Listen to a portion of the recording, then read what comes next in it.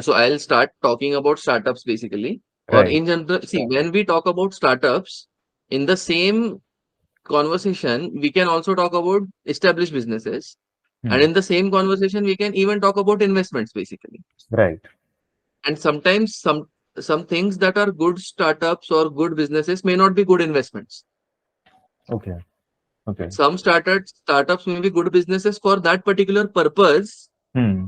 but they may not become good or mid-level companies or mid-cap companies or large-cap companies later, basically. Right. So Right. as to say, Right. any permutations and combinations are possible.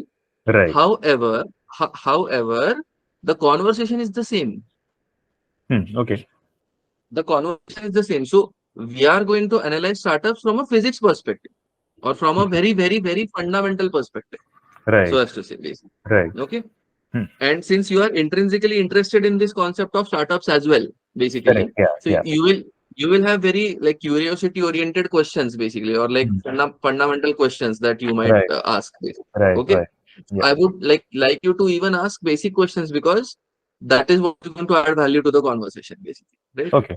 And Okay. one of my weaknesses is to try to identify like whether I have explained things properly or not, basically. Hmm. So Hmm. Hmm. Hmm. this has to be a conversational podcast more so, basically, Makes sense. So then ra- I look rather at than it a from number. right. Huh? Yeah, So I look at it from two lenses also. Like I look at it from my perspective also. That I'll definitely ask. Also, say maybe yeah, my perspective from say 5 years ago, 10 years ago. Also, I'll try to keep that in mind because that means that those who are watching this might also have the same questions and yeah. try to think of it from that point Correct. also from that perspective. Sure. So on the screen, I'll be drawing a graph to start with. All Okay. right. Okay. Let's look at a successful startup journey with respect to time in Okay. general. Okay. How do we measure success in the startup context? Now, this conversation has to be, for the sake of this conversation, values neutral. So we Okay. are not going to see how the startup is affecting the environment and hence the overall global population and in general, like ethically what's happening with the startup, like Okay. etc. etc. Right. Okay. Because we are purely analyzing startups from Hmm. an economic perspective of demand and supply, basically, Got it. Got it. right? Yeah. That that way. Right. So essentially, the startup starts at some valuation. You can say on the y-axis, I'm going to say valuation. Okay. And with respect to time, that valuation is going to increase, decrease, whatever. Something is going to Hmm. happen with that valuation, Correct. right? With respect to time. Yeah.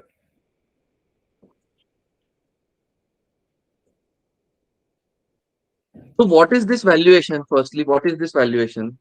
Let's try to understand.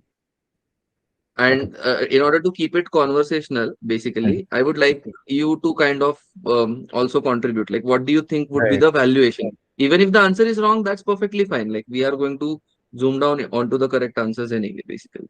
Correct. So I think what I have understood from valuation, from what I've seen, is that it basically comes down to the willingness, or in monetary terms, we are saying that this startup is worth this much money. Like suppose it were to change hands, or I mean, there are a lot of purposes for valuation, multiple ones. Yes, yes. But we are assuming that okay, like so, say if my or if a bottle of Pepsi is worth 20 rupees, that is its valuation in a sense. So like that, if a startup, if you had to just in simple terms say that this is worth this much money, uh, that is what valuation is, like that. Yes, absolutely correct. And there are various different ways of what we can say is calculating valuation. Correct. Huh? And one common way is the discounted cash flow model, basically. Right. Right. Huh? So I'll explain what that means Hmm. with simple examples, right? Right. Okay. Okay. With simple examples. To start with, the examples have to be simple because later they might become complex and later they might enter a domain which cannot be logically analyzed, basically, by anybody on earth. Hmm. Okay. Okay. Because they enter in a chaos based domain, basically, for which Okay. the solution is not available. Right. So what happens in our universe is that the Schrodinger equation which governs quantum mechanics can be solved for very few basic systems. And if Achha. we try to solve it for more and more complicated systems, then Hmm. the human brain power and also the compute power available on Earth both are insufficient, basically. Okay, okay, got it. So that is where heuristics Hmm. and laws of averages and rules of thumbs and these kind of principles or mental models of thinking, or like in the earlier conversations we have discussed about mapping the territory onto mental models and things Correct, like that, which correct. are inaccurate. And that is a good thing basically, because we cannot deal with the detail present in a completely accurate map basically, or Yeah, a completely accurate territory, which is the exact territory, so as to say. correct, correct. So essentially speaking, we are going to also demarcate wherein which situations wherein which analysis is possible and logical. Hmm. And then beyond that, if you try to go, then it's like astrology, random prediction. So Right, sometimes they may hit, sometimes they may miss, etc. And right. then what some people tend to do is like market gurus and forecasters, etc. Like Hmm. they will ignore and eliminate their failures and just highlight Correct, the successes.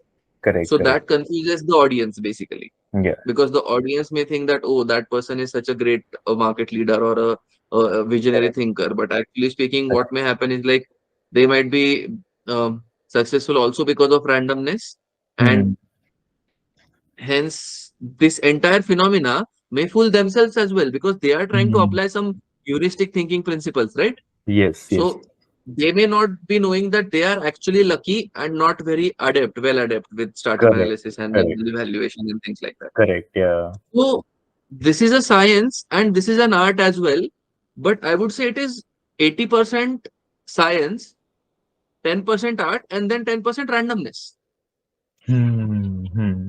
Makes And sense. Yeah. Yeah. although the percentages may vary, in some analysis it might be 50% science, 20% art, and 30% randomness. Right. A good rule of thumb to think about is 80% is analysis, 10% is art, and like Correct. 10% is randomness. Everything in our lives is governed by randomness to some degree or the other, basically. True. Hmm. Randomness, which we generally call as luck, basically, Yeah. or bad luck, good fortune, bad fortune, etc. And it is because of this randomness inherent in the human experience in life, things like astrology, prayer, quantum healing, all these woo-woo voodoo concepts, like Hmm. basically, which mostly are not true, basically, Yeah. like astrology, science, zodiac science, etc. These kind of things, Right. right? They gain traction Yeah. because of randomness. Superstition lives on Hmm. Correct. because some superstitious people find some correlation. So let's say there is a coin flip experiment, basically. Hmm.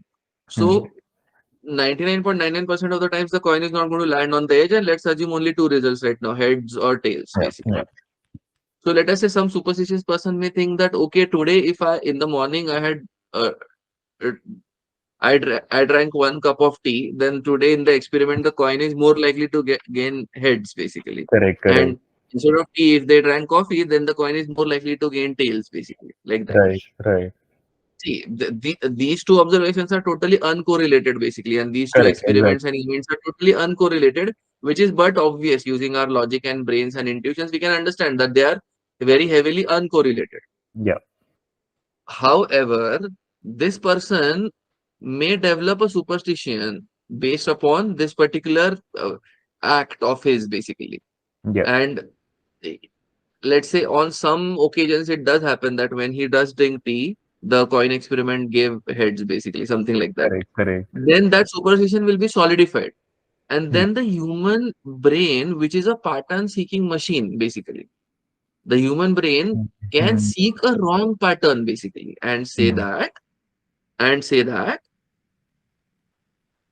on days wherein which when in the morning he had drank tea and the expectation was heads, but actually it was tails, then justification comes in, basically. Okay, Right. today was that odd day where some mitigating factor came in or some. Right. And Right. this is the reason in the olden times people used to believe a lot on gods, basically, like the rain Correct. god, the storm god, the Yeah. thunder god, etc., etc.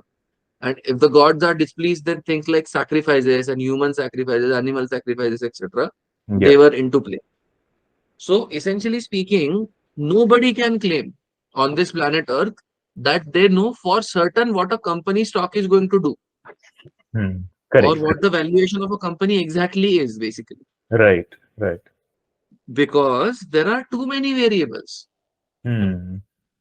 And the entire system of companies and businesses and individuals on earth is a highly ergodic system, meaning there is a lot of change that happens basically. Okay. So it's not a static system, it's a very dynamic system, Right. basically. Hmm. So because of that, somebody claiming this to be an exact science is wrong, Hmm. basically. Hmm. So this is just a probabilistic best case in any case, basically. Yeah. So that's the probabilistic best case with some high confidence interval, like C Hmm. alpha 90 plus, 95 plus, etc., is what we can do, basically. Yeah. Yeah. And that's where some old investors have this concept of margin of safety, right?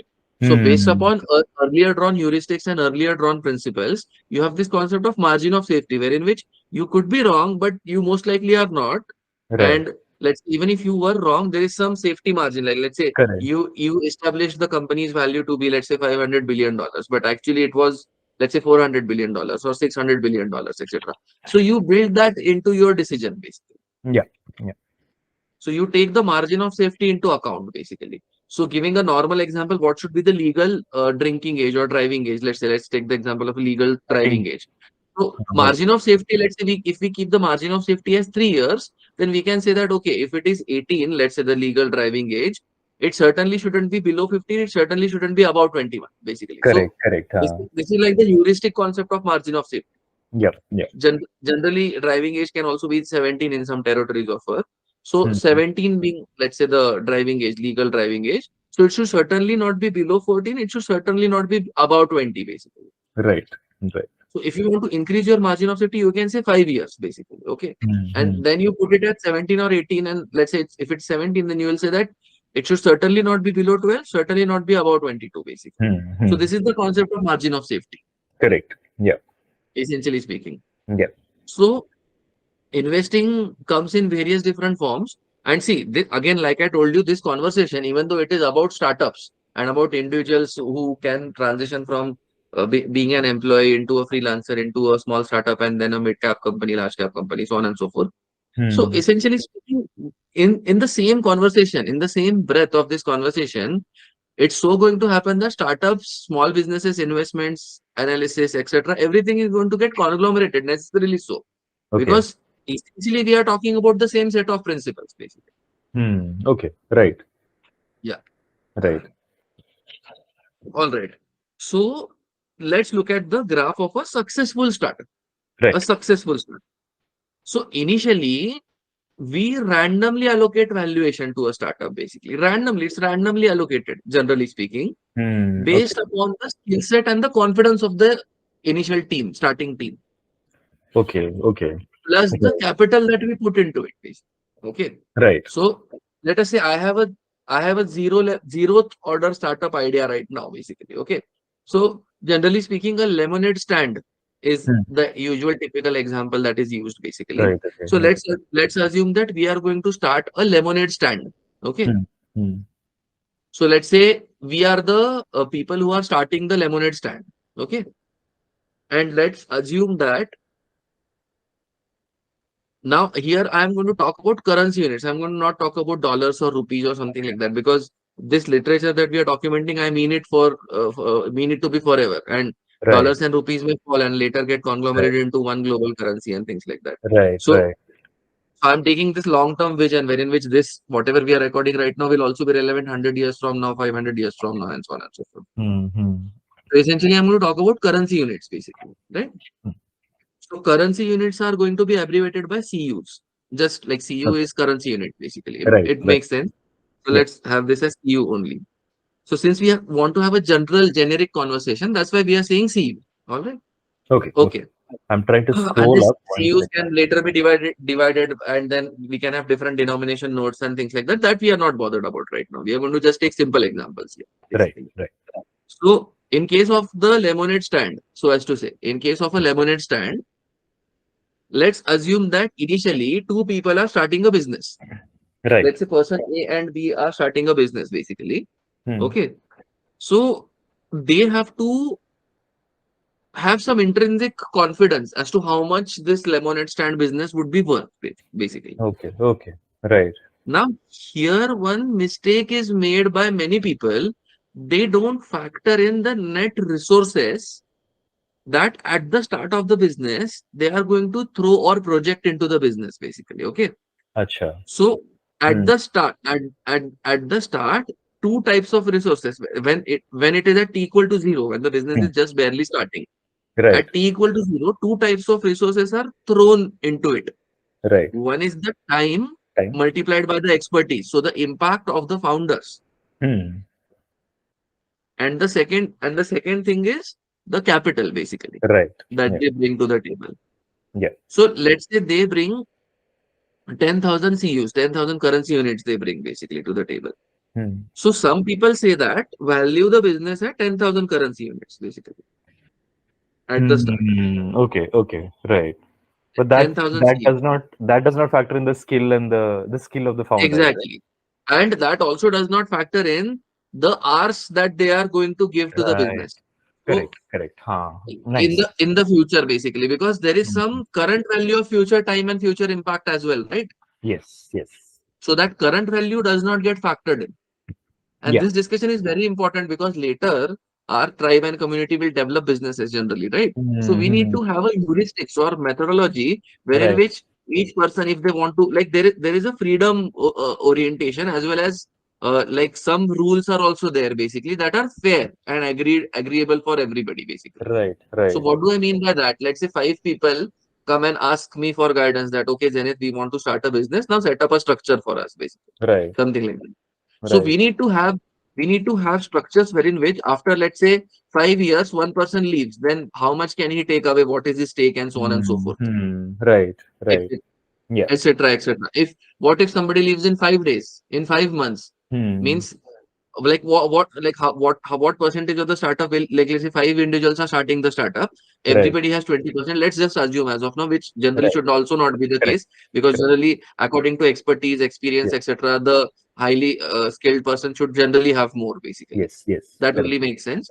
Yes. So essentially speaking, we need to have some heuristic metric or some logic basically Hmm. wherein which people can come and work together, because I'll tell you what, the biggest asset to any company is founders and the founding team that does not quarrel with each other.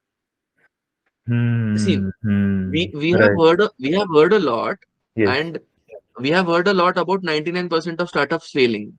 We have Right. heard a lot about this, right? Right. Okay. So I would say over half of the failures, Hmm. I would even go ahead and say over 60-70% of the failures are because there are conflicts between the founding team. Right. And also, so from what I understand, there's no structure of the sort that you described right now, right? Like if somebody were to leave, There is no there is no structure of structure. this So sort. it's just ad There, hoc. no, we Hmm. Yeah, yeah. So see, the thing is, whatever human knowledge and systems are, we are Hmm. supposed to understand them and push them forward, right? And that's what Correct. we are Correct. going to Yeah. try to do now. Correct. Correct. Correct. Got it. Yeah. So this So makes it it, this shouldn't be like reduces the the quarrel also, huh? Like correct, everybody's clear in the, exactly. since the beginning. Yeah. Exactly. So if there is a tribal authority, let's say tribal authority in the sense that, okay, Right.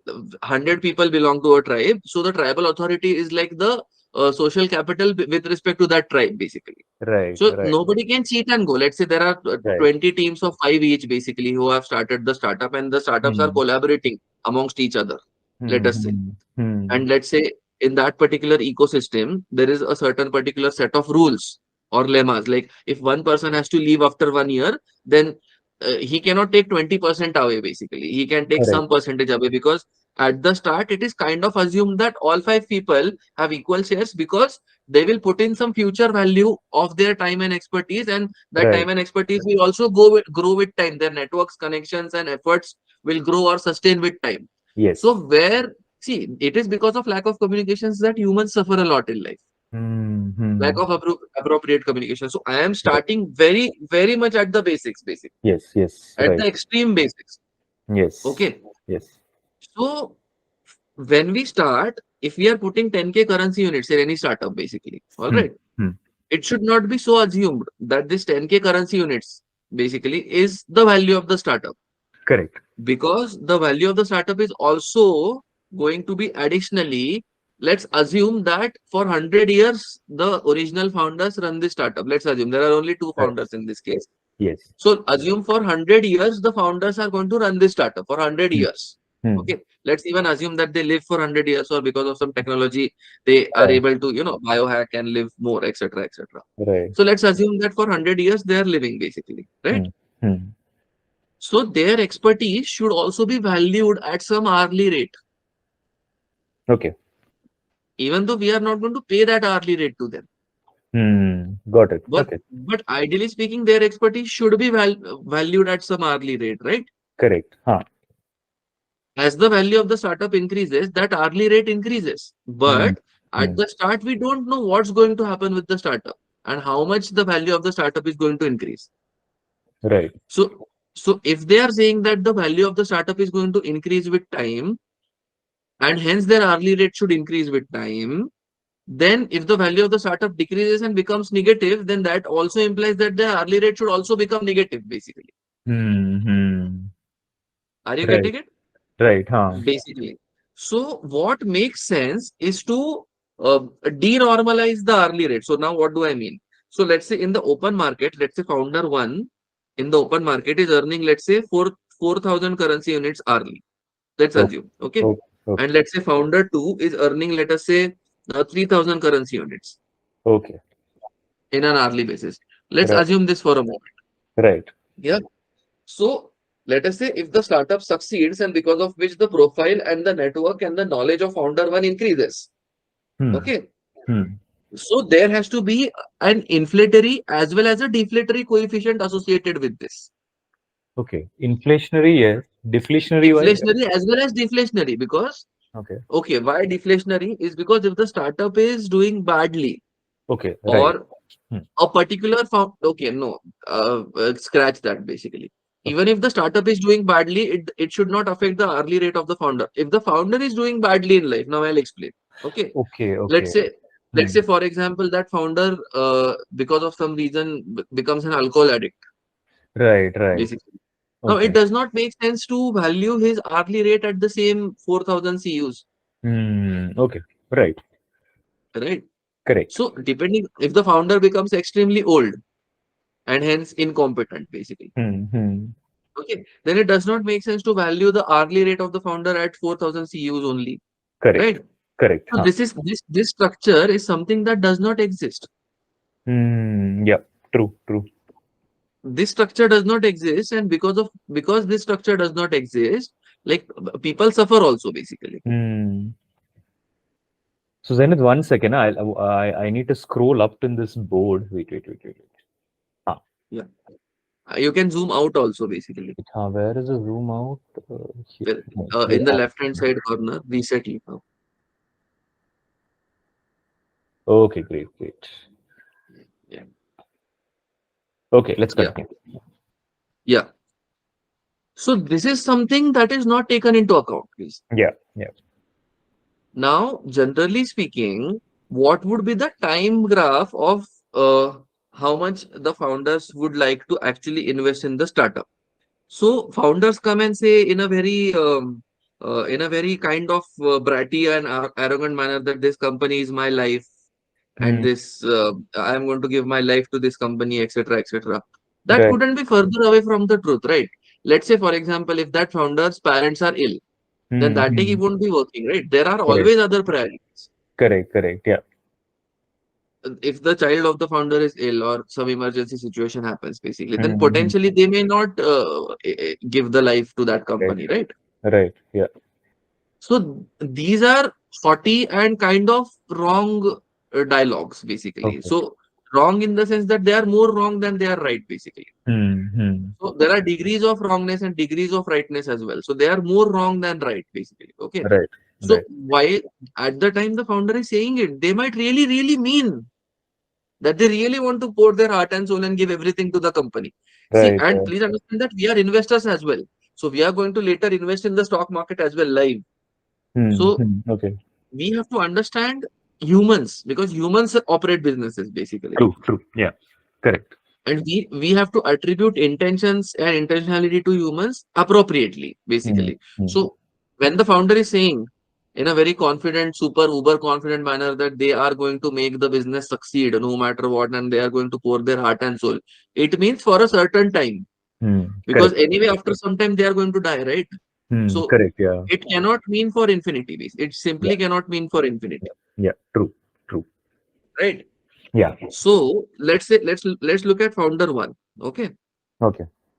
with respect to time, let's say how, like, here founder one hours. We are writing about founder one hours. So let's say this is day one. On Hmm. day one, let us say founder one gave 10 hours basically to the Okay. business. Okay. Okay, 10 active hours of effort to the business basically, Right. Right. for which they are not getting paid anything. Okay. Right. Right. So founder two gave, let's say, eight. Sorry, founder one. This is the founder one graph. So this is, let's say, founder one gave 8 hours basically on day two. So this is day one. This is day two. So on and so forth. So this is also time only, and then the time given in that time. So you can say that this is time in days. You can say something like that. So one pause here, Zenith. And this, This yeah. thing is not reflecting on my screen. Huh? Like I don't know if it's my Okay. internet. Just follow me. Follow me. Ah, yeah. Okay. Yeah.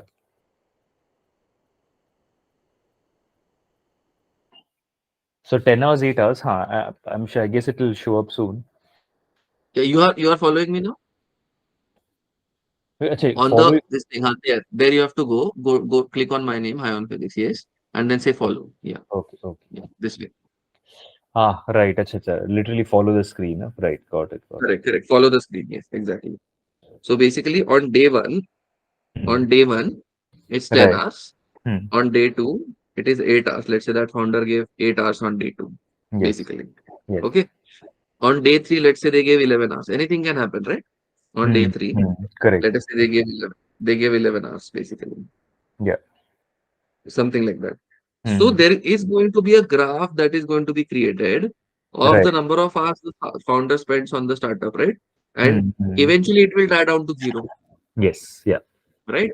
Yeah. So whatever is the present value of this area under the curve is the Hmm. value added by the founder, basically.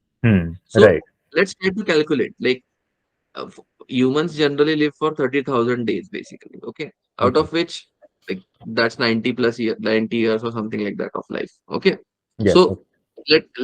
let us talk about 10,000 days. So 30 years. So it's very inconceivable that a founder will give 30 active years to one startup, right? Or even if they Hmm. do, then it's like the uppercase scenario, basically. Right. Let's assume. Yeah. Yeah. Okay.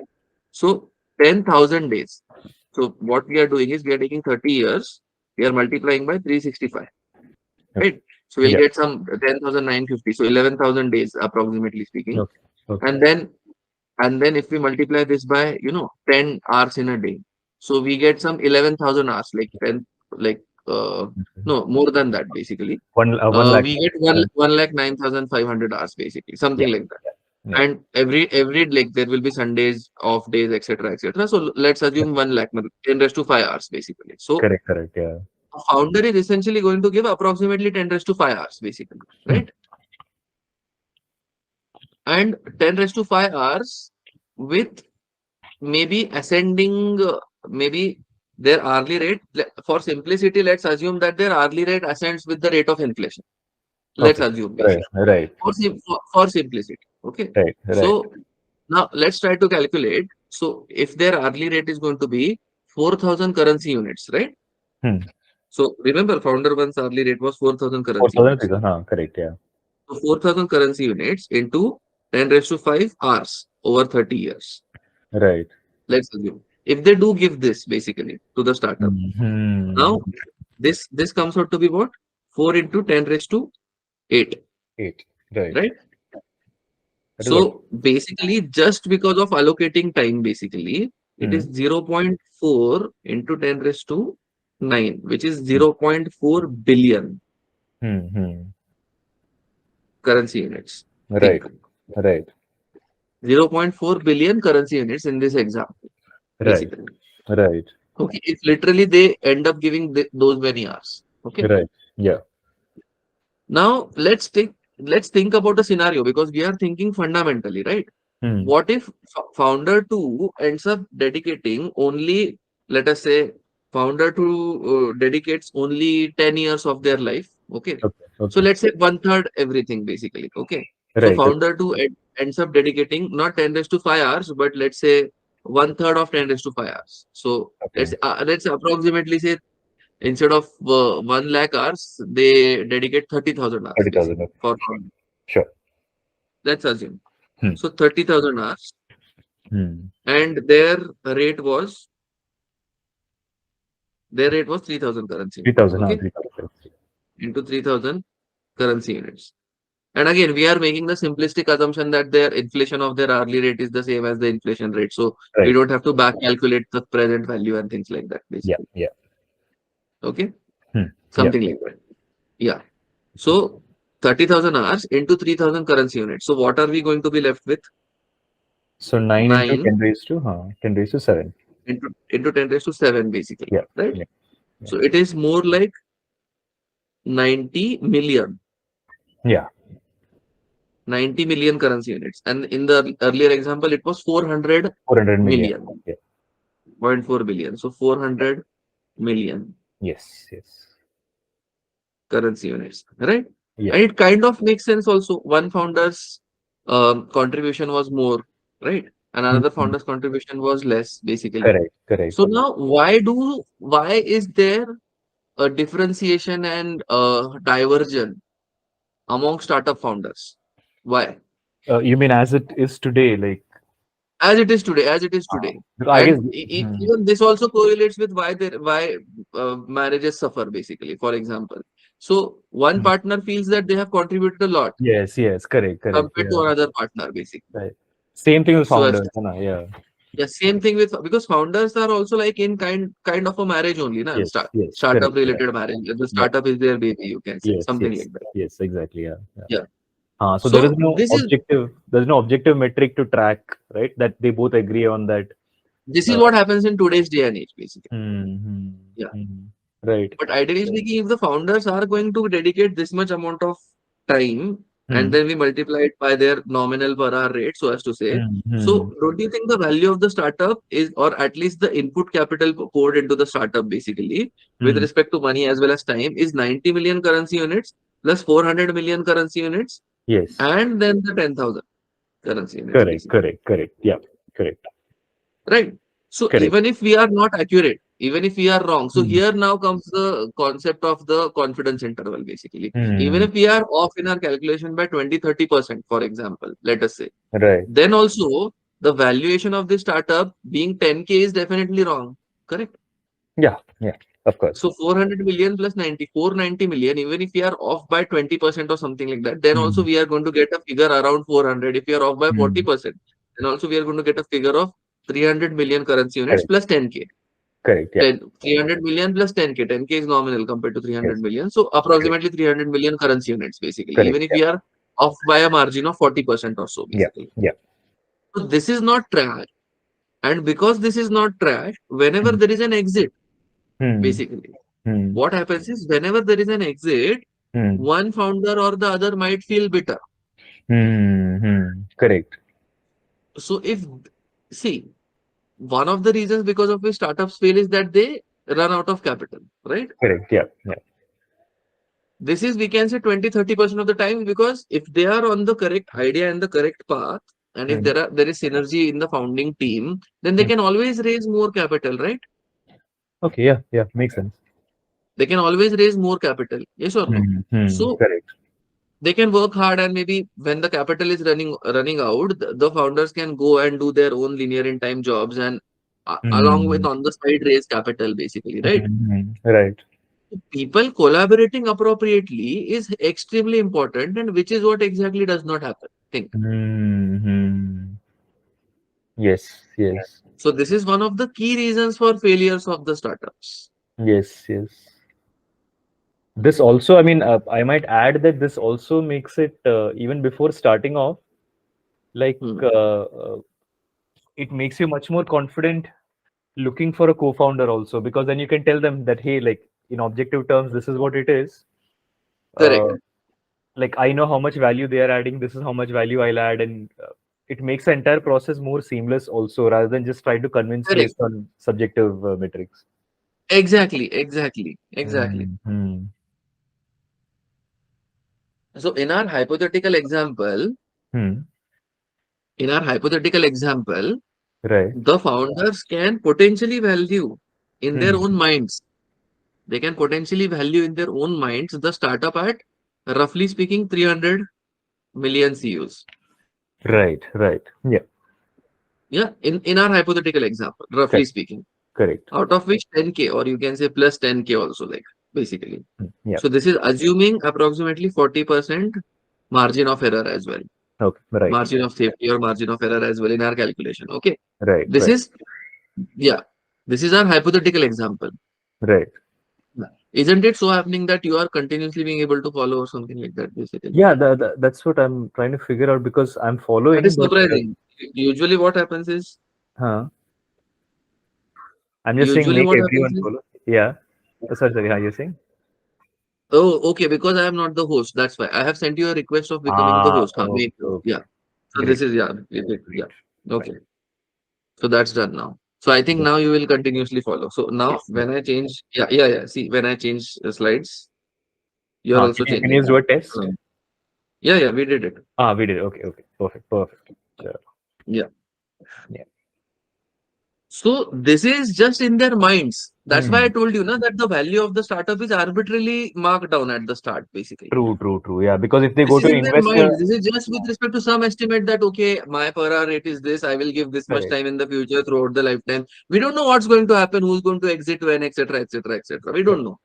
But at least it serves a purpose in the sense that here, I guess in the beginning between the founders, the ratio is more important than the absolute Exactly, number. So it's fine. exactly correct. It's not Exactly like they're going correct. to an investor and saying, "Hey, like we are valued at 300 billion as well." So it's fine. Exactly. No, no, some people do that, right? Okay. Some Okay. people, just on the basis of idea and experience of the founders, they do Hmm, take hmm, what is called hmm. as seed investments, basically. Yeah, that's true. That's true. Huh. So just on the intent, intentionality, and the skill Right. set of the founders, basically, Makes based okay. upon Got that also, the track record, etc. it. Got it. So Got it. some Right. people will go to the investors and say something. Obviously, the Right. investor may not value it at 300 million CUs because they are just starting off. Maybe the Hmm. investor will value it at 3 million CUs, for example, or Right. maybe Right. 300K CUs because it's just starting off, basically, something like So that. how should the investor think then in that case, like seed investment case? Mm, That is a very difficult question to answer, basically. Like, so the investor can, firstly, like, there are various different parameters that will lead to this answer. So I would like you to, like, write down this question or note right. this Right. question down, basically. Huh. So Huh. Yeah. definitely this question needs to be answered, but Right. it cannot be simply answered, basically. Hmm. Hmm. Like, Hmm. it also depends upon the risk appetite of the investor. It also depends Yes. upon how far away or close by the investor is playing to his chest, basically. So, for Okay. example, if the investor has a longer runway, then they can afford to take more risks and things like that. Hmm. If Right. the investor has a longer lifespan, if they are 20 years old as opposed to 80 years old, then also they can afford to take relatively higher risks and so on, basically. Right. Right. Yep. Yep. So, the answer is it depends, basically, how to think about this. I just noted down. Yeah, somewhere Yeah, here. yeah. Note this thing down somewhere, basically. Yeah. It's already recorded, but still, basically, you can note it down, and then later Oh, we can discuss about this in further detail. So I'm trying to sort things out with respect to people who are trying to start startups to begin with, correct. basically. Correct. Correct. I'm going to, yeah. So basically, okay, it's better to note it down because this chat will go away, na? So it's better to note it down I here. think, Like this. before I log out, I'll just take it. I mean, I'm just putting it here Yeah, now. okay. Okay, okay. I, Noted, noted, like noted. I'll take it down before I go. Yeah, no, noted, noted, noted. Yeah, okay, great. Fine. Yes. So, what would be a good way? What would be a good way, basically, of making the founders work synergistically together with each other, basically? Okay. Okay. So, generally speaking, what people generally do in today's day and age is that they assume that, okay, we both are the founders.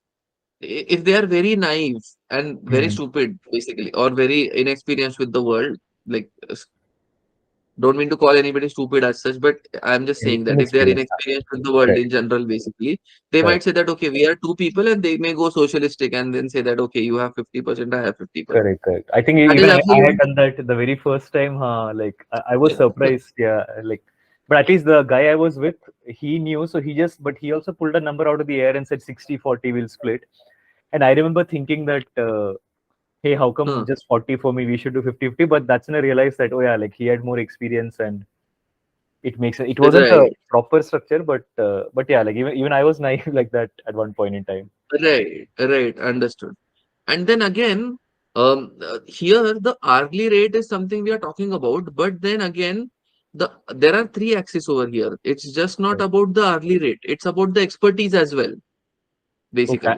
I thought that might be baked into the hourly rate or something. No, it's not really, right? It's not really. Like I'll tell you an example. Basically, Hmm. somebody might be extreme experts, but the market is not paying them for their skill. Basically, Mm-hmm. Correct, for correct. Yeah. yeah, for instance, let's take the example of let's take the example of let's say circus clowns. Basically, okay, Okay. somebody might be an extremely expert circus clowns, but they might be getting paid only 500 currency units. Right, right, Basically, right, and in some other continent, in some lavish party or something like that, they might be getting paid 5,000 currency units, basically, etc. right, right. So, whatever they are doing in their lives, let's say this is a very good example. For instance, hourly rate should be proportional to the value addition, right? Hmm. Yeah. Okay. Correct, correct. Now if there is a programmer, Hmm. they are making 500 currency units, let's say, okay, Right, hourly, right, okay. right. But if there is a decision maker. Now, if their 1 hour of decision making process is adding 10,000 currency units of value, then why can't their hourly rate be 10,000 currency units? But Hmm. in but because of lack of affordability, the normal market won't pay them 10,000 currency units. But Right. that's exactly the reason because of which they are in the startup ecosystem, right? Yes, yes, correct, correct. That some leverage will get them those 10,000 currency units basically. Yeah, yeah. So, but the programmer, if they are working in external ecosystem versus the startup ecosystem, then their hourly rate and their value add is almost the same only. Almost the same. Think Correct, correct. Yeah, almost the same only. Correct. yeah, yeah. So it depends upon external hourly rate, and sometimes it might decrease also. Like for example, I'll tell you an example. Let's say a startup that does not heavily rely on coding. So that's like a very difficult startup. Like Right, right. essentially, like but let's take ours a lemonade stand. Okay, we could work with Right. a simple WordPress website or something like that. Basically, at least Hmm. to start with. So let's say a programmer comes into the lemonade stand business, Right. and now if let's say two founders are there, F1 and F2, right? Hmm. F1 is a hustler. They are into logistics operations, like getting lemonades, getting lemons, etc., right? Right. And then like getting the juicer, mixer, etc. as well, right? And the programmer is an expert coder, Hmm. and coding is not required currently in the business. Right, right. So in the business context compared to the external context, right? The hourly rate of the programmer might even be lower Yeah, than 500 because his or her value add is lesser, basically. yeah, yeah, yeah, Understood? yeah. So it has to be inflationary as well as deflationary. Hmm. So in the context of the startup, I feel that there should be some agreement between the founders with respect to the relative hourly rate, Right. Yeah, basically. yeah. So there can be an hourly rate in the external world, Hmm. and then there can be a relative hourly rate internally. Yeah, Are you getting it? What I'm saying? yeah, yeah. Of course. Also, I don't mean to make it so very dynamic that it is very difficult to operate because Hmm. more is the number of decisions that are required, then the difficulty of operation goes higher and higher. So we have Correct. to stop at the optimum peak, basically, you can say. Yeah, So yeah. we can't increase. So we can have a rule or lemma that goes something like this. Hmm. That okay, let's say let's take the example of three because three let's like three is a usually very common number of Yeah. founders that exist Acha, basically in the right, right. ecosystem. Okay. Huh. So let's take the example of three founders. Let's say F1, F2, and F3 in this particular case. Okay. Hmm. So we cannot every day debate about the hourly rate. Every single day we can't debate about the hourly rate, correct? Hmm. Hmm. Correct, And we correct. can't never debate about the hourly rate also because what Yeah, if there are change of life circumstances and one yeah. founder is now no longer interested and so on and so forth, basically. Right, right. And then there are two hourly rates. One is the external hourly rate and one is the hourly rate in the context of the startup, right? Yeah, yeah. So essentially speaking, the founders should come together and discuss Hmm. and vote upon each person's hourly rate, and each person is free to propose their hourly rate and give their rationale as well, basically, Hmm. for that Hmm. particular hourly rate in the context of the startup. Correct. Correct. Yeah. Yeah. Yes. And then sometimes some responsibilities are more important, some responsibilities are less important, and so on and so forth. Because see, I kind of aim to establish somewhat like a democratic process of building a startup, basically. Hmm. Hmm. Correct. Yeah. So not only the hourly rate of the responsibility is handled as well. I'll tell you an example. Okay. Let us say some startup is facing some challenges and difficulties, and it's facing a lot of problems in trying to find new investors and new investment. Okay. Okay. Now that is a very impactful and very Hmm. critical operational problem, basically, Yeah. because if they don't find new investors, they run the risk of running out of business. Correct. So essentially speaking, if one of the founders, even though their hourly rate is lesser, for that particular activity, if they are taking the responsibility and Hmm. if they do execute, Hmm. Hmm. then their hourly rate should be bumped up by some incentives, basically. Are you Right. getting it? Right. Yeah. So there should be a default working hourly rate and there should be an incentive structure based upon that, Hmm. basically. Hmm. Hmm. Right. Yeah. Got it, na? And Hmm. from Yeah. time to time, there has to be an internal agreement and kind of rules of thumb and protocols with respect to this particular structure, Yeah. we can say. Yeah.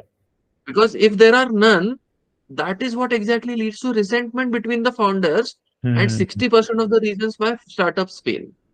Hmm. Hmm. True. Because if you really again and again think about it, any startup that just keeps going and going and going behind a problem can potentially climb the Pareto, right? Oh yeah. Yeah. Through iteration and which Because startup is other it? competitors are facing ergodicity and chaos, basically. They are Right. facing the Right. entropic principle. Right. So every startup is the kind of decline, others are declining. So some people can stay organized for a longer time and win big.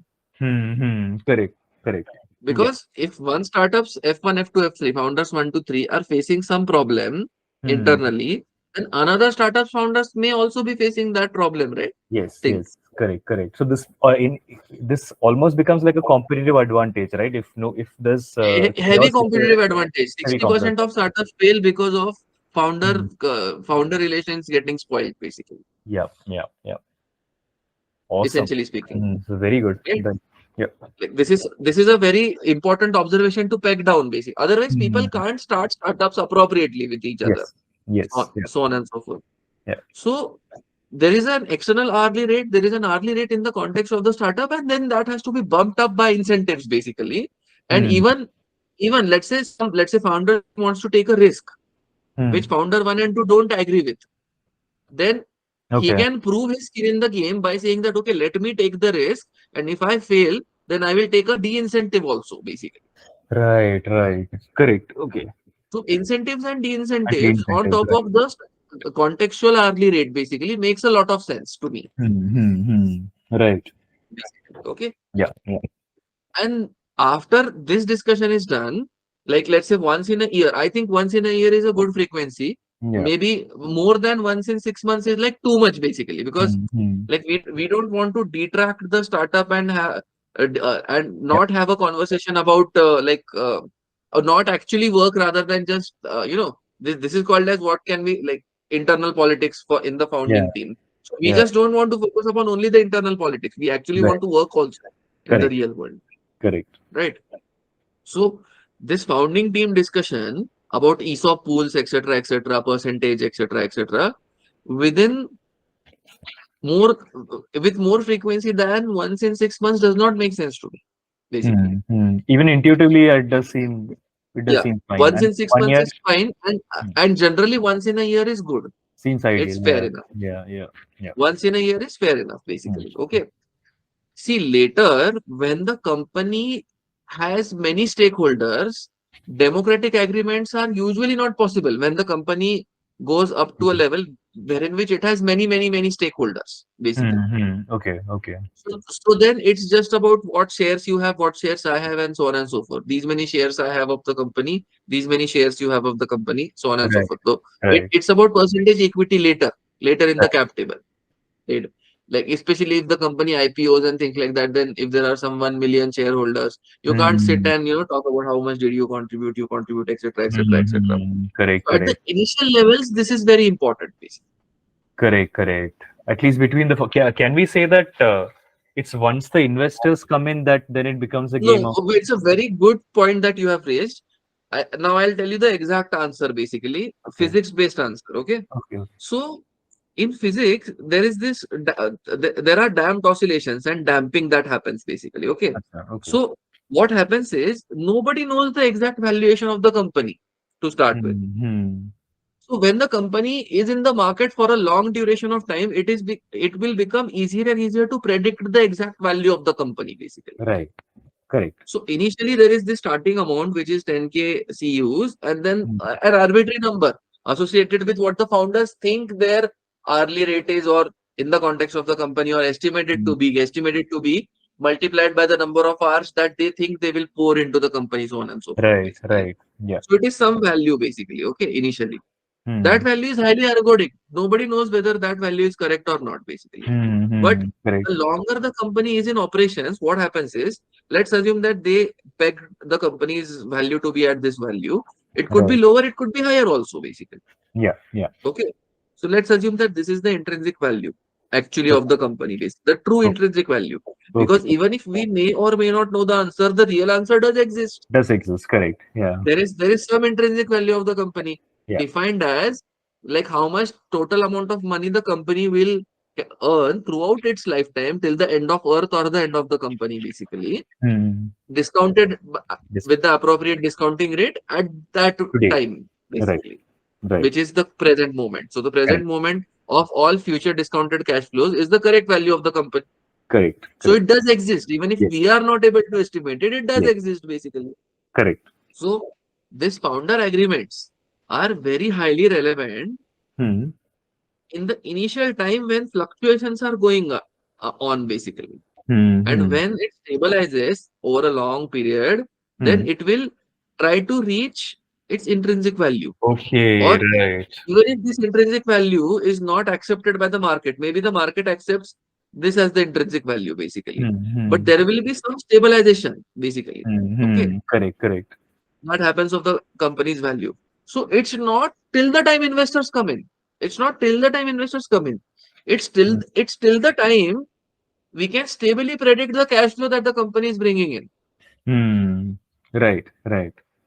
But since systems are dynamic, basically, that estimate might be kind of off or wrong, but fine.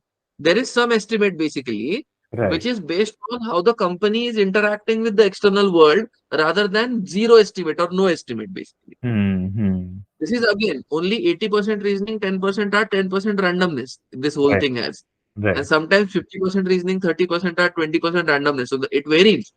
But Right. it's a good rule of thumb to think that we have 80% control, basic. Otherwise, we will not have incentives to analyze appropriately. Okay. And definitely, there will be some situations where we do have 80% control. There will be Right. situations like that, basically. Right. So we Right. are kind of even fishing for those situations.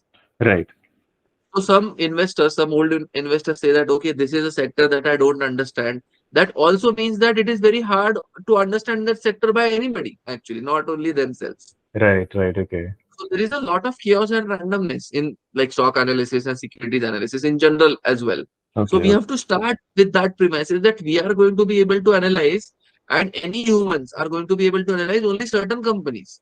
Some black swan events and some random Hmm. events we cannot really predict and understand, basically. Right. Correct. So at least this initial level of stability beyond the startup sphere, let us say, Hmm.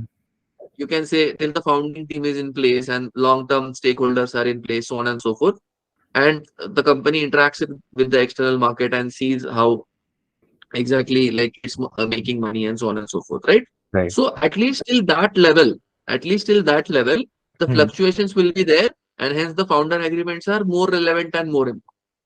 Right. Once Right. the company gets a relatively stable value, basically, relatively stable in the context of the economy, basically, Hmm. in the Hmm. context of the situation. When the Right. company gets a relatively stable value, then we can move ahead with other metrics, basically. Other Right. metrics like, for example, how many shares, who owns, basically, so on and so forth. And Hmm. then the voluntary exchange of shares.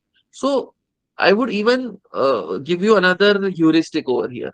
Till the founders behave more like investors. This is a good rule of thumb, basically. Till Hmm. the founders behave more like investors. Think. Okay, okay. So then, So does that you can mean? see that, for example, Google founders now behave more like investors. They are Yeah, passively involved in the company rather than actively, basically. The correct, correct. CEO is not the founder, basically. Correct, correct. Yeah. Yeah. So when the founders now behave more like investors and then they have employed a CEO, Hmm. and the CEO is taking care of the day-to-day operations and giving day-to-day time with some salary remuneration, etc., etc. Right, right. So this is more relevant till that time when the founders start behaving like Yeah, investors. got it, And let got us say if one of the founders is not behaving like investors, it. then it has to be assumed that he is behaving like investors, and then the CEO salary and incentives of him have to be separately calculated. Correct, correct, correct. Yeah, yeah. That makes sense? That's Yeah, what I was yeah. going to ask also. That there are phases in many startups where they are both investors and then employees of the company. So then they Yeah, can be separate. Like the ownership correct. can be So investor you driven. so you can just think that as a investor founding owner, basically founding owner who has a stake. So Hmm. that will lend that person that some X number of shares. Now assume that if we had to bring in an external CEO, then Right. we would have had to pay some amount of salary to that external CEO. Now, Correct. instead of that, we are paying it to somebody who is known to have the best health of the company Yeah. in their mind and also capable enough to handle the Yes. situations that may arise in the company, the Yeah. decision making level situations. So instead of paying externally, we are paying the founder basically. Correct. Correct. So the stake of the founder has to be separately calculated, and then the remuneration as well as incentive structure has to be separately calculated. So Hmm. a founder who has now become a passive investor will not get the CEO remuneration plus the CEO incentives, basically. Yeah. The day-to-day operations based Correct. incentives, they will not get. Correct. And Correct. that makes sense as well, basically, right? Hmm. Hmm. Yeah. And if both founders are involved, basically, then whatever are the CEO level incentives and remunerations have to be split between the two with Hmm. appropriate ratios that we have now discussed and decided, Yes. basically. Yes. Yes. Something like that. So Yeah. there is definitely a transition from our model of thinking, which is like relative value contribution, number of hours, and so on and so forth. Our Hmm. model of thinking to the model wherein which we are trying to establish or cap upon a rate, basically, so as to say, you Okay. can say, Right. Right. right? That way. All right. Hmm. Hmm. Now, another discussion or further discussion also has to be about exits, right? Yeah.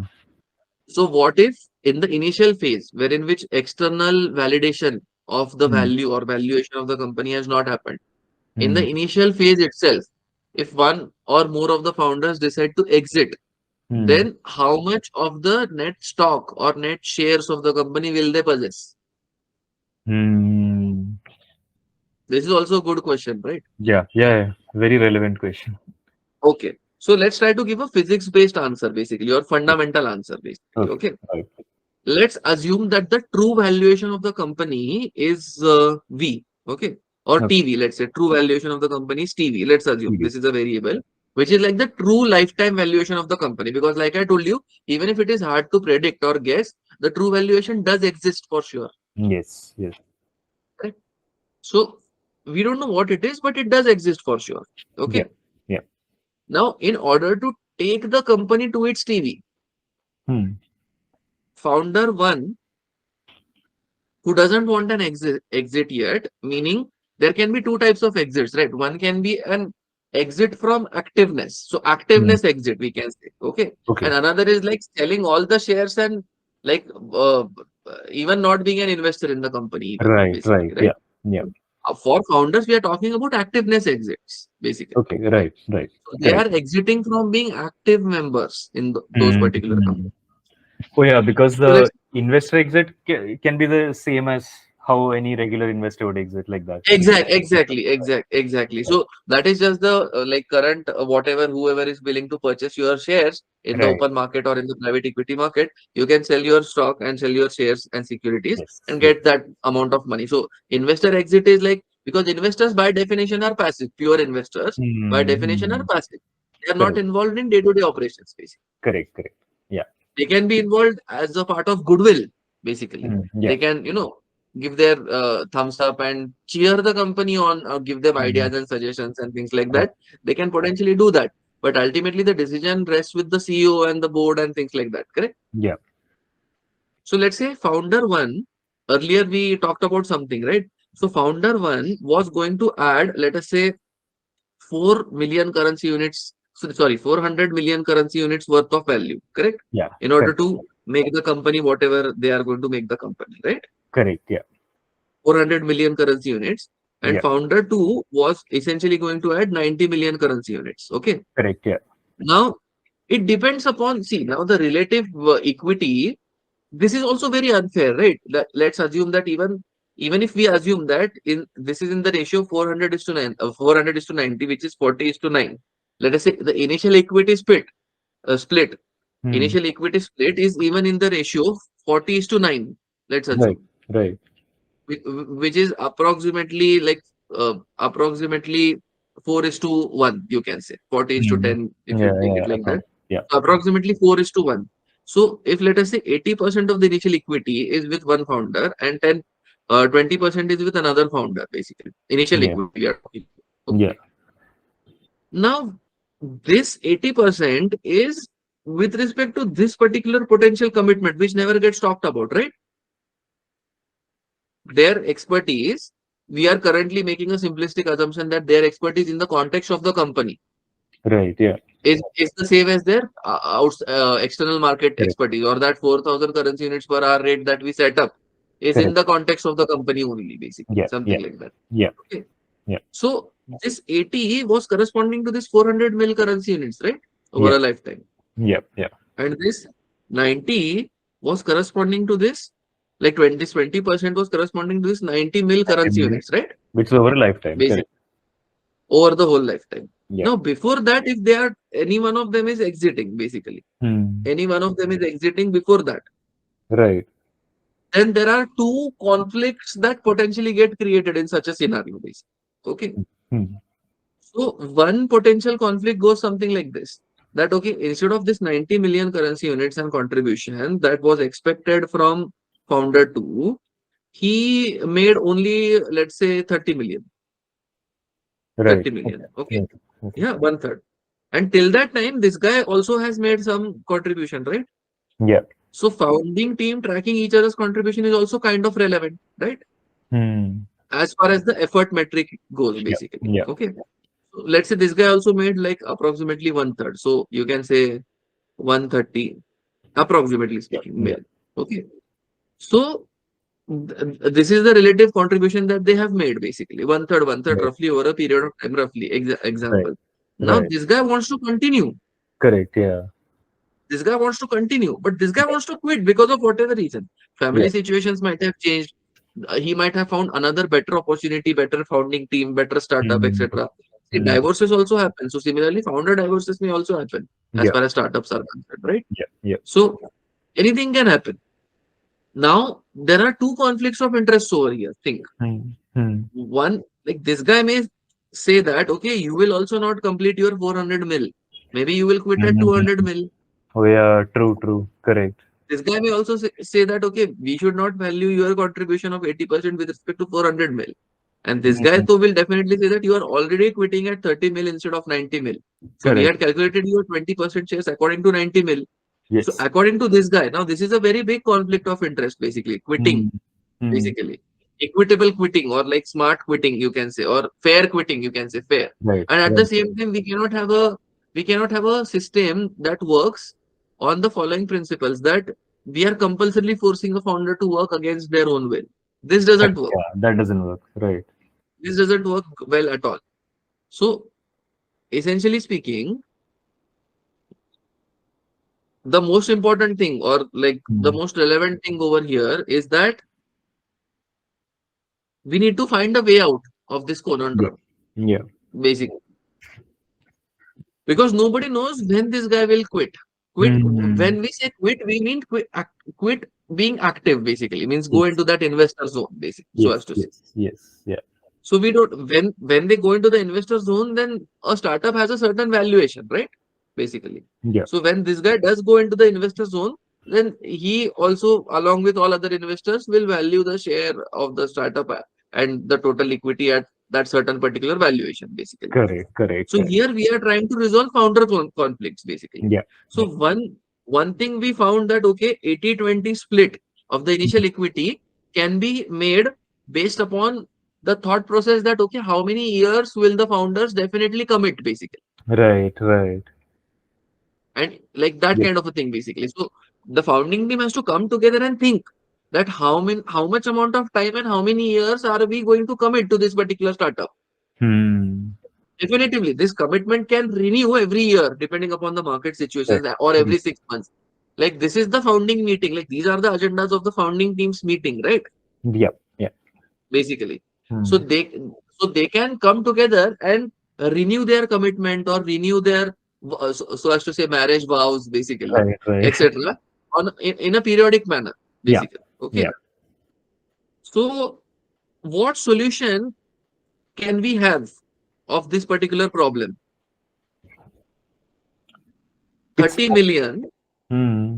30 million, and like the net equity is like almost 500 mil, basically, out of which this Yeah. guy had 30 mil, basically. And it seems unfair if this guy keeps having 20%, right? Of It course, seems yeah. unfair. That is definitely very unfair, yeah, because other guy is It going to seems unfair. continue, yeah. So if F1 is going to continue, and then according to the continuity or continuation of F1, basically, the Hmm. simple logic would be, okay, this 100% corresponds to 490 mil, basically, right? Yeah. Correct. 100% corresponds to Corresponding 490 mil. 490, 490, huh?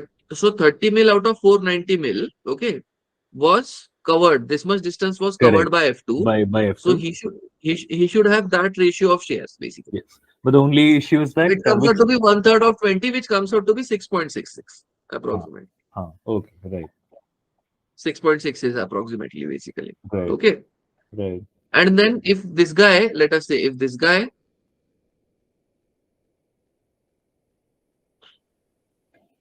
goes the distance and goes 400 mil, then the 6.66 number is valid and correct. Yes, yes. The only problem is that that's a big assumption. The only problem is the other guy may or may not go the distance, basically. Correct, correct. Yeah. And we don't know how long, This yeah, is a very, very deep-rooted trust-based conundrum or problem that we yeah, have, yeah, literally. Think about it, yeah, basically. Right? yeah, yeah. So the only kind of solution, see, because this is a trust network-based problem internal to a group, Hmm. internal to a small team or a group, Yes, basically. that's true. That's true. Yeah. Right? And once they go passive and they enter the investor type domain, basically, then also this problem is getting solved. Hmm. Then also this problem is kind of getting solved, basically. Correct, So correct. it's about the relative contribution to an effort or to an endeavor, basically, Right, internally. So right, let's assume honesty for one moment. If we assume honesty, right. okay, like let's assume that both the founders are 100% honest, basically. Okay, okay. Then if we do assume honesty, then there can be a case by case scenario, right? Basically, like whenever this guy becomes a passive investor, at Hmm. that point in time, let's say instead of 400 mil, he had covered 300 mil. Hmm. Hmm. Then their initial ratio was 90 is to 400 or 400 is to 90, right? Correct, Then correct. then final ratio would be 300 units of contribution, 300 mil units of contribution upon 30 mil. Okay. Right, So right. instead of 40 is to 9, this guy will get a favorable ratio, which is 30 is to 1, basically. So Something like basically, that. go back and kind of change it, something like that. Huh? Yeah, yeah. No, so basically, those many shares, Huh. when this guy becomes an investor, those Hmm. many extra shares he will transfer to this person, Transfer. Correct, basically. correct, correct. Huh. Which is like a huge That trust is thing. Huh. That's why we assumed. no Maybe honesty thing. This is an honest. honesty thing Correct, because correct. if they are honestly reporting, basically, if they are Yeah, just reporting honestly what's happening, basically, yeah, okay, yeah. then wherever this guy enters the investor zone from the founder zone, Hmm. Hmm. basically, then extra shares will automatically be transferred to this fellow. So, for Right. example, a 6.66 were with him, and now assuming that he was going to reach his 400 million units of contribution towards the Hmm. startup, irrespective of what the valuation of the startup is, because we are taking the ratio between the founders right now, basically. Right. Correct. So, Correct. we don't care about what the exact valuation of the startup is. We are talking Yes. about whatever be the valuation. Okay. Yes. Yes. Like Correct. whatever TV, the total value of the startup might be whatever. What is the split between the founders? That's Yeah. what we are talking about, Yes. Yes. Correct. right? Yeah. So apparently, in our earlier example, we had 13.33 plus 80. So 93.33 was there with founder one, right? After founder Hmm. two had quit. Hmm. Right. And hence with founder two was only 6.66%, right? Yes. Yes. Correct. But actually he reached only 300 level and he Correct. reached 30 level at when he 30. had quit basically. So Yes. ideally speaking, this guy should have gotten 30 divided by 300 into 100, right? Yeah. Ideally speaking, this guy Yeah. should have gotten. Or 30 This by guy should 3, have gotten, we 330, can no? say 10%. So 10 he should have gotten. Or So 30 like by the 330, extra right? The that he sum did of. not get 3.33. So Ah, at that future time, this guy is supposed to now shift 3.33 over here, yeah. as well as any benefits associated with that, like dividends or anything like that, that he accrued over a period of time. Right. Right. Yeah. So that makes more sense. Now, this is a complete solution, assuming 100% honest. Correct. Meaning, even after founder 2 leaves, Hmm. founder 1 keeps reporting his contribution appropriate Yes. Correct. in whatever their internal document is, basically, Correct. for Yeah. reporting the contribution, basically. Right. Right? This makes sense, right? Yeah. Now, what if there is no honesty? Then do we have a Uh, solution? I mean, it is. It seems to me like it's as good as trying to predict the future, or Yeah, something that like is something a like that. critical information That which is we that is can. where we hit dead ends and bottlenecks basically in this Hmm. process Yes. of Yes. investment analysis. Okay, that's the So missing piece of see, info. we at least have the margin of safety boundaries basic. So Hmm. basically, Hmm. this guy cannot claim. This guy definitely okay. This guy has given 130 million and this guy has given 30 million, right? And Right. this guy is having some momentum and trying to be with the company and so on and so Yeah. forth, basically. Yeah. Yeah. So the only debate point is when will this guy shift to being an investor? That's the only debate point. Yes. Yes. Correct. Yeah. So one thing is for sure true that this guy who left at 30 mil cannot definitely claim more than 20% of the Yes. resources, basically. Yes. Correct. Right.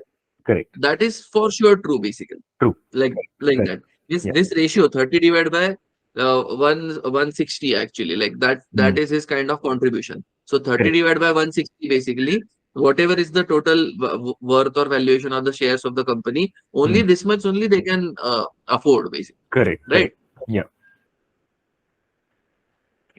To even ask for, Yeah. afford to even ask for, basically. Yes. They Yes. cannot even ask for more than that, basically. Correct. Correct. Yeah. And I think then that found, so I think we need to assume honesty. Means I don't think there is an exact solution without assuming honest. Hmm. I don't think I don't think there is an exact solution. If we cannot assume honesty of Right. reporting on behalf of F1, let us say, Right. or Right. even F2 for that, because see, on a day-to-day basis also, F2 might have reported wrongly initially only, na? Means actually speaking, Hmm. the 30 million contribution units or whatever, yeah, contribution, contribution, yeah, contribution units also make sense. So ConQ, shall we write that as ConQ? ConQs, right? Hmm. ConQ stands for contribution units, basically. Yes. Yes. Yeah. So the 30 million contribution units might also be falsely reported by F2, right? So I Hmm. think this entire exercise is only collapsing Okay. If honesty is not there. Huh? if honesty is not there. Now, this Hmm. honesty can be checked by yearly meetings, right? Means Yeah. like how much amount of time you gave and what happened basically for that company in that time. Right. Right. But still, again, that those yearly meetings or once in a 6 months meetings, they are also not going to ensure 100% honesty because who knows what's happening on a day-to-day basis, right? Hmm. Hmm. Correct. Like F1, if F1 is ill-intentioned, then they might report that okay, I actually worked for 10,000 hours, like, or whatever, Hmm. basically, Hmm. or in a Right. certain period of time, let's say 300 days into 10 hours plus day. Let's say I worked for 3,000 hours in this particular year, but they might have actually worked for only 2,500 hours, basically, for instance, or Yeah. 2,000 hours, basically. Right. So you can see that you can try to control or you can say that the ledger or the document where F1 is documenting their hours for the founding team, it's getting updated. Hmm.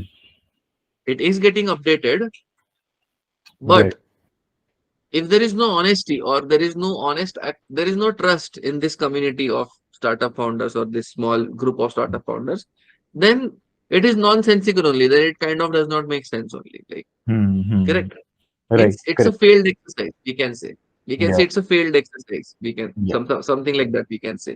Yeah. So this is something internal to a particular group. Hmm. This is a dynamic that is internal to a particular group. So no other external set of investors or shareholders or board or government or external other startups, etc. They can't infringe upon this particular scenario, basically. Right. Right. Right. Right. Also, I know that some people will say that this is too theoretical and very complicated. But see, if really 60% of the reasons why startups fail is Hmm. founder conflicts, don't you think that this needs addressal, Yeah. basically? This And does yeah, need addressal. yeah, Yeah. yeah, absolutely. Yeah. It's not that complex also, I think. Yeah, but Yeah, it's not that complex. The only thing is it does not have an exact solution if we don't assume trust, basically. yes, But yes. then think about it. Would you rather have somebody in your founding team whom you don't trust? Think. Mm-hmm. Correct. So trust has to be kind of implicitly assumed, basically, Yeah. right? Yeah. And if trust is implicitly assumed, trust in reporting, essentially, right? Yeah. They can still be like, even after founder two quits actively working for the startup, then Hmm. also he can potentially attend the meeting, right? Or Yeah. the recording of the meeting can be sent to him, transcript and minutes of the meeting, etc. can be sent to him. And if we solve the scenario for two founders, it solves it for n founders automatically, basically, right? Yeah. Correct. Correct. And in the inside the meeting, basically, there can be what I call as weighted average democracy, basically. Weighted average democracy. Okay. So this, I'm going to suggest this as one of the solutions to global problem solving Mhm. as well. That I Now, remember. what is the meaning of, yeah. So what is the meaning of weighted average democracy? So for example, like let's say there is a vote upon who contributed how much and what should be the hourly rate of whom, basically, right? Mm-hmm. So the vote goes something like this, that okay, if this particular founder has this particular value to be added to the company, then their points or contribution points, conqs or contribution units will be valued at some certain value, basically, like Right. that. Correct. And Correct. everybody in the board will vote upon Yeah. that particular decision. Yeah. And then whatever is the decision, then that according to that, the hourly rate will kind of be calculated Yeah. amongst the founding team, basically. Okay. Right. Again, this is relevant till we kind of stabilize the net valuation of the startup, basically. Hmm. Right? Yeah. Yeah. So we have reached a solution, and that solution is valid only when the trust factor exists, basically. The relative,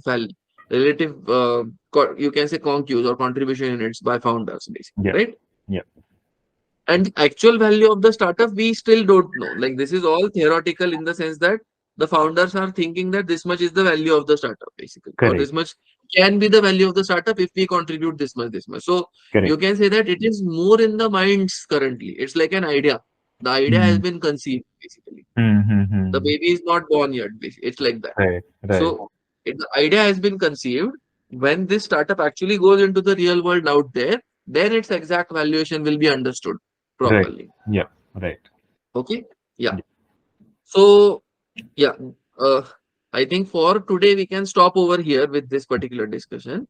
And Right. on in the next SIB podcast. Now, this SIB series will kind of continue for some time. Right. Huh. So, in the next SIB series, like, would you like to particularly discuss something? So I'll tell you what I had on my mind. Okay. Okay. Sure. So, one thing that I had on my mind is there are these financial ratios that people don't understand properly, Okay. basically. Okay. Now, I have hereby established what is the founding team's relative contribution.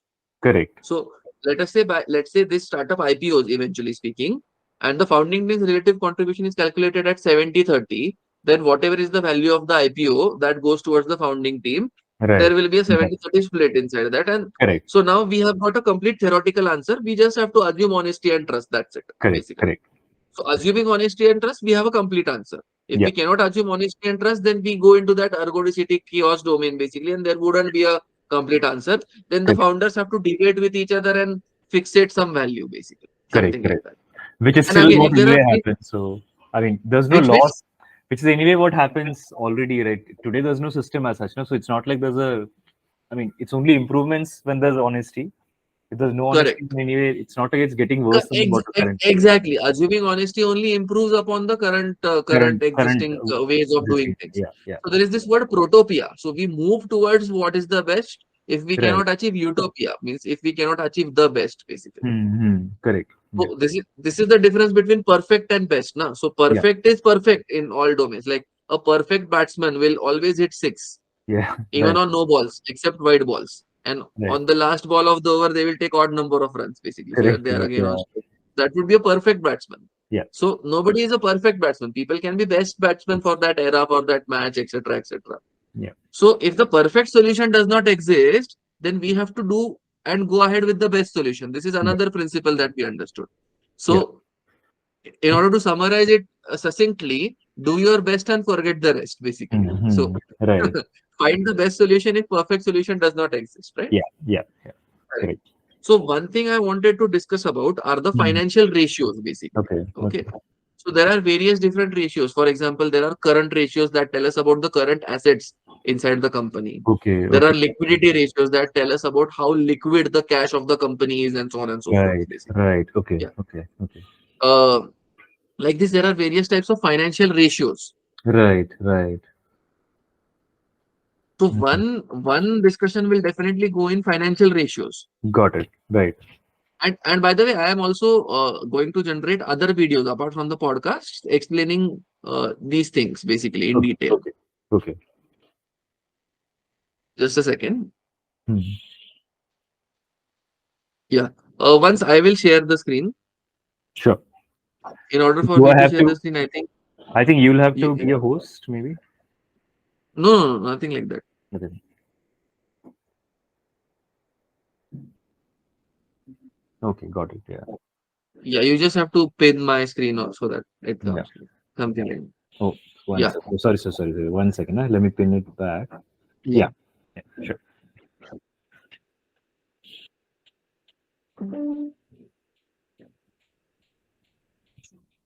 Yeah. Is my screen visible? Yeah. Yeah. Okay. So these are the financial ratios, if you can see. Okay. I have to make this full screen.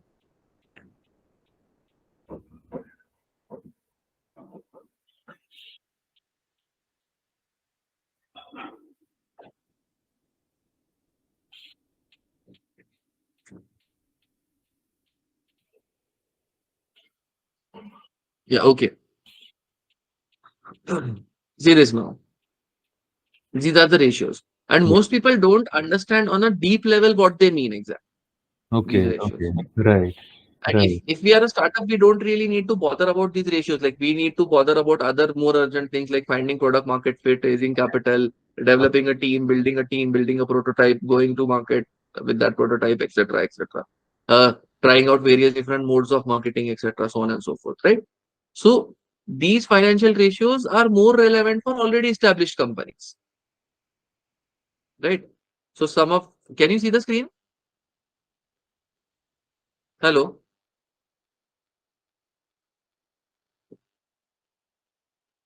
hello, am I audible? Hello, hello, hello, am I audible?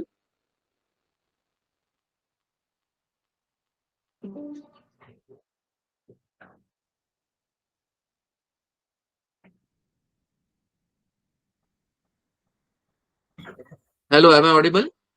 Sorry, Zenita. So I had gotten disconnected. Now I'm back on my other connection. So I'll No tell you issues. what I heard Can last. can you see the What I screen? heard Can you see last. the screen? Yeah, yeah, screen I can see. Yeah, So tell me what you what had is. mentioned was you were saying that these ratios, of course, startups won't bother with it because startups are more preoccupied with finding the right product market fit, the right Yeah, product founders. market fit, developing the team, and so on and so on. Yeah, yeah, yeah. Correct. Absolutely. Okay. That's So what I one got. category of ratios is liquidity ratios, basically, right? That is one category of Right, ratios. right. Another is like turnover ratios. Okay, Another is operating profitability ratios. Another okay, is okay, business risk ratios, basically. okay, okay. Another is financial risk ratios. So what is the meaning of business risk versus financial risk? That also needs to be explained, so on and so forth, basically. Okay, right. So financial risk is wherein which the business is profitable and not risky, Hmm. but you don't have enough cash flow to be able to Okay. pay your vendors and pay your Right. staff, you can say something like that. So Yeah, can we say that it is stability. at risk? It is at risk of cash flow issues hurting the Yeah, business or risk of cash flow burnout, basically, right? So okay, got coverage it. ratios. So basically, this is like quite granular analysis, basically, whatever we are seeing right Right, now on the screen. right, right. I think I will have a better analysis because this is like too much. See, we have to also understand Mm. the intellectual limits of the human brain, right? So Right, yeah. I can classify them as, see, for example, if you see this operating profitability, business risk, financial risk, and stability, all these are risk ratios, basically. Okay, right. Right. Then one is like asset or turnover type ratios, basically asset Mm. related ratios. Okay. Okay, And okay, one is liquidity related ratios, and one is control ratios, basically. Right. okay. So these four categorizations makes more sense, generally speaking. Okay. And you can see that there is so much to investment analysis and analysis of businesses, basically. Think about it. Like, so Right, one thing I wanted to talk about is this, and another thing that I wanted to talk about is these things: balance sheets. right. Yeah, Balance sheets, income statements, and cash flow statements, and how to read them, and actually right. taking them for some companies and reading them. Actually speaking, for some Yeah. companies, So right? would you say that this is an important skill, like understanding basic financials? Would you say it's an important skill for somebody who's in the very early stages, like just starting off and just figuring out the right team and product market fit? No, no. It is an important skill when you are trying to raise investments, basically, something. Okay, okay, okay, In okay. fact, you can even not have this skill and still run a very happy-go-lucky lala ki dukan, basically, like that kind of Right, a, or a right. small team, small startup with some basics, basically, right? If Got you are it, trying got to go global or trying to analyze how one company will compete against another company or to invest, it. so this is very important once you zoom out of the picture. You are the CEO who's trying to raise funds. You are that investor who is trying to raise funds. You are trying to invest in various different portfolio of companies, etc., etc. You Right, are right, trying to invest across geographies and so on and so forth. That is when it becomes very relevant. right, right. And I guess this at that time, then you can pick it up in a couple of months or something. Shouldn't be too hard, right? To pick up this skill. No, people sometimes don't pick it up over the entire lifetime as well. Yeah, But anyway, huh. we are going to analyze this right now. If we have perfect analysis, then you can pick it up in 2 months. Yes. Acha, okay. If you have that aptitude or whatever, like if you If have you have that aptitude and proper analysis, which we are anyway documenting. So if we have right, correct. the knowledge Hmm. that we are going to document, then we can pick it Right. up in 1 month also, basically. Okay, okay, sure, sure. Got it. Now, in your case, you will pick it up immediately only, like as we go ahead, basically. Right, So okay. what we are going to do is we are going to hypothetically take examples of various different companies, Hmm. and we are going to try to map what is called as their organizational structure, and on that organizational structure, what activity a CEO or an investor or board of directors can do, and how to see. uh, Hmm. Companies always have to be eternally in this continuous work of resolving internal conflict and creating more harmony and organization internally, and Okay. competing with the external world, basically, for brand, Okay. for more market share, for more equity, for Right. better quality product market fit, etc., etc., for better Right. innovation, and so on and so forth. Right. Right. Given extraneous circumstances like politics, geopolitics, war, government, etc., etc., etc. So Hmm. this is the process of company. It's a very dynamic process, basically, so as to say. Right. Right. So essentially speaking, we are going to take the examples of, you can see, even established companies and some other companies and so on and so forth. And we are going to try to analyze them to the best possible level. Starting from very simple examples like lemonade stand or a car wash or something like that, basically. And then Hmm. trying to move to more complicated examples. Right. Okay. And then also trying to draw a line as to which types of companies are analyzable with respect to first physics principles. First Acha. principles, physically analyzable, and which Okay. companies are more speculative and not very analyzable. Okay. Got it. Right. Because understand that past is not an indication of the future, basically, not Ah, necessarily. true. True. It can just give us a rule of thumb that if all conditions were to remain the same, then we can possibly expect, say, similar performance, basically, Hmm. if all conditions were to be the same. But it never Right. so happens that all conditions are the same. Like this Correct. human ecosystem is evolving, rapidly Hmm. changing, so on and so forth, True. essentially. True. True. And then Right. there is long-term trend spotting and short-term trend spotting. Basically, like Okay. because petroleum is going to go down in 20 years or so, basically, Mm. then Mm. now is a good time to invest in, let us say, solar technology and lithium-ion battery companies and things like renewable Yeah. energy companies, basically. Acha, right, right, In that sector, basically. All right. But right. we don't know which companies in that sector will win. Think about it. So it's not like you Correct. find any company in that sector and you should invest Mm. in that. Correct, correct. Yeah. Right, So that sector will definitely boom, the right. renewable energy sector, so as to say. Yes, But yes. inside that sector, which company will win, we don't know. We don't know. Right, We don't know. So as an right. investor, another thing, just like as a founder, your contribution units need to be factored in. As an investor, your thinking units or you can say analysis units also need to be factored in, right? Because an investor can potentially try to just analyze their way to death because analysis is never going to be complete. I myself Hmm. have been guilty of being stuck into analysis paralysis a lot of the times, basically, in my life. Okay, okay, okay. Interesting. Hmm. So, so analysis is like creating internal conflict, basically.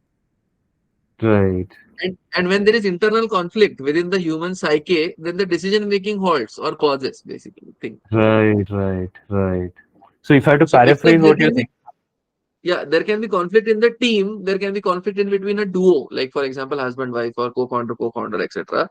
And there can right, be conflict between anything, and there can be internal conflict as well, basically. right, right. Internal conflict also freezes you, stops you from taking action. So Hmm. the idea is to resolve all conflict and be in internal resonance and synergy, and also in synergy with respect to your team, and then the external network of vendors and service providers, and then the Right, entire world as such. right. Yeah, That's the idea, basically. Your right. company needs to be in synergy with the world. It needs to have good vibes and good exchange, basically, with respect to the world. Correct, correct. Huh. Yeah. So Right. once we are going to discuss balance sheets, income statements, and cash flow statements for sure. Yeah. And I think in the same podcast or in some other podcast, we might be discussing this ratios, financial Details. ratios and analysis. Right. And then we will also try stock picking and things like that. And in the future, we are also going to comment on various different happenings as to what's happening currently. And then we are going to give Hmm. our commentary on it, basically. So later, like let's Some, say 10, 20, 30, 40 podcasts from now or 100 podcasts from now, it might be like we are just sharing screen and looking at videos and checking out what's happening in the world and commenting upon it, right, which right. will include a whole host of things, a variety of things. Like just commenting alone does not, it's not Hmm. really an enjoyable process. Commenting with Right. somebody makes Yeah, more sure. sense. Makes And sense. Makes sense. applying Yeah. the principles of life that we are developing right now. So there is something called as choice theory or decision theory as well, right?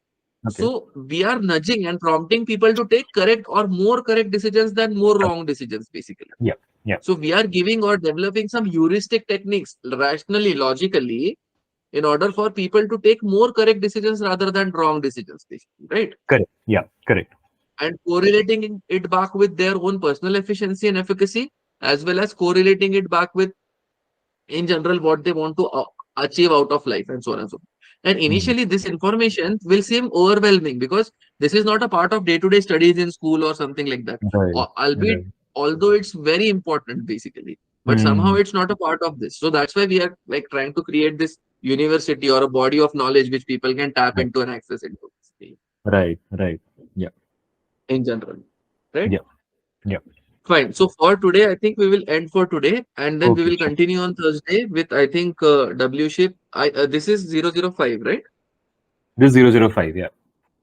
005. Yeah. Yeah. So we'll continue with W ship 006, basically, right? Yeah. Correct. Correct. Later Yeah. on Thursday. Fine. So any Yeah. other discussion points or questions, we will continue on Thursday, basically, with respect to that, Yeah. right? Cool. Cool. You can Yeah. you So can also think about this, hmm. and maybe But I on think the Thursday we structure will comes. start with the balance sheet analysis, basically, Yeah, balance that's what I sheet was and thinking. income That structure. I think the structure layout it makes sense. And makes sense. you Yeah, are correct. but since you have the bigger picture, I think structure makes sense it coming from you because you have the entire big picture, right? So there's Correct, a correct, exactly. that sequence makes sense. Exactly. Yeah. Correct. So if What? you understood, like we went for like from personal ethics and Yes. personal efficacy, from personal efficacy to understanding startups and businesses and things like Yeah. that. Exactly. It's a And very this is like this is coherent all flow. raw, unfiltered, first time documented kind of knowledge basically. It's not Yeah. like Yeah. taken from anywhere, etc. This is coming from fundamental first principles thinking basically. Correct. So Correct. that's Correct. why it is even more valuable, because if we are closest to the truth, then we can take like hardest and smartest decisions basically. Correct. Correct. Correct. Incidentally, one dichotomy, and okay, one podcast is also going to be about dichotomies, okay? Dichotomies and Mm-hmm. trichotomies, or dilemmas and trilemmas, basically, okay? Right. So, one dichotomy, okay, is this. Let us say, like, what would a person choose, basically? Like, a person, should they choose to live in blissful heaven, okay? Or should the Mm. person choose to live in agonizing reality? Because usually reality has inconvenient truths and is painful, right? Basically. Right. So, Right. let's take the Right. example of a dog. A dog is in very much blissful heaven, basically. They don't know, they can't think or ponder about death. They can't think across and Right. further because the prefrontal cortex is not that developed, right? Okay, okay. By the way, Mm-hmm. one has to be on brain basically, the brain structure, Okay. Okay. cognitive Right. neuroscience, and the brain basically. It has, like one Right. has to be on that basically. All right. Right. So like Mm-hmm. just note it down. I think you had some note also that you wanted to take down basically. So brain and neuroscience is Yeah. one, and so you have just Brain and said neuroscience. Brain neuroscience is one. One is on neuro, like okay, in the brain and neuroscience one only, I'll do hormones and neurotransmitters and various different lobes and parts of the brain and how they interact with our body and so on and so forth basically. mm, So one is on that. One is on balance sheets, income statements, cash flow statements, and financial ratios basically, yeah, yeah. for sure. Yeah. Mm. I feel like there's something else also you mentioned. ठीक है, अभी we'll see. हाँ. No, no, wait. Dichotomies, dilemmas and Yeah, trilemmas. yes. Dichotomies and trichotomies, basically, like choice theory or decision making theory, like how to go about it, Yeah, correct. basically. I think these were what you mentioned. Correct. One, one will be about that. Before Yeah, you end it, you copy paste those things yeah. also, I'll like copy both. paste it into Telegram. Yeah. Yeah.